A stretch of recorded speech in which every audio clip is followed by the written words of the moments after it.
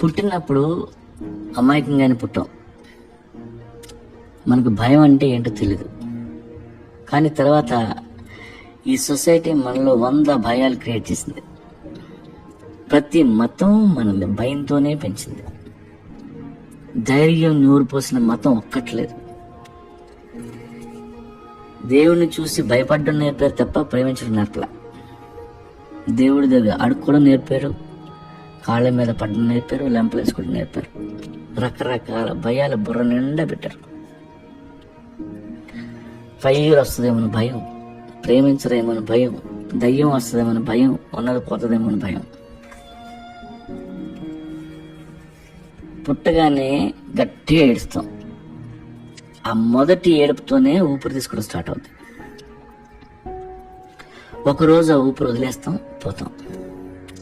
అంటే breathe in is life, breathe out is death. ఊపిరి పీల్చుకున్న ప్రతిసారి మనం బతికి చావు అంచుదాకా వెళ్ళి తిరిగి వస్తున్నాం. ఎవ్రీ బ్రీత్ అవుట్కి మనం చావుని ముద్దు పెట్టుకొని వస్తున్నాం. చాలా కామెడీగా. మనకున్న భయాల్లో అన్నిటికంటే పెద్దది చావు భయం. దాన్నే రోజుకి కొన్ని వేల సార్లు ఖోఖో గేమ్ లాగా వెళ్ళి టచ్ చేసి వస్తున్నాం. దాంతో పోలిస్తే మిగతా భయాలు మనకు లెక్క. భయాలు అందరిలో ఉంటాయి.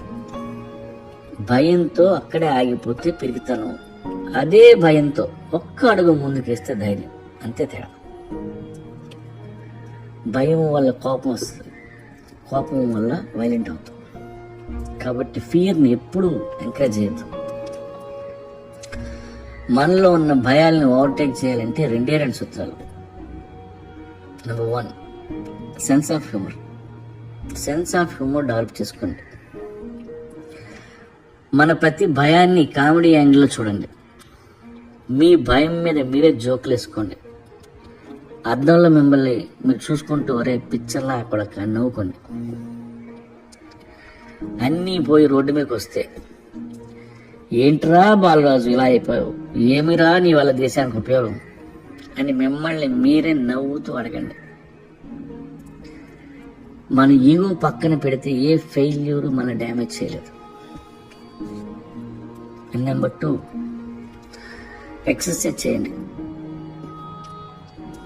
మీ మజిల్స్ విజిల్స్ చేస్తే మీ నరాల ధైర్యంతో నిండిపోతాయి. ఏ భయాలు మిమ్మల్ని ఏమీ పీకలేవు. రోజుకి 100 సార్లు చావు ముండ చెంప మీద చిటికేస్తున్నాం, మనకే భయం ఏంటన్నా. ఒక రోజు ఎలాగూ చేస్తాం. భయంతో రోజు చావడం ఎందుకు రా గుట్లే.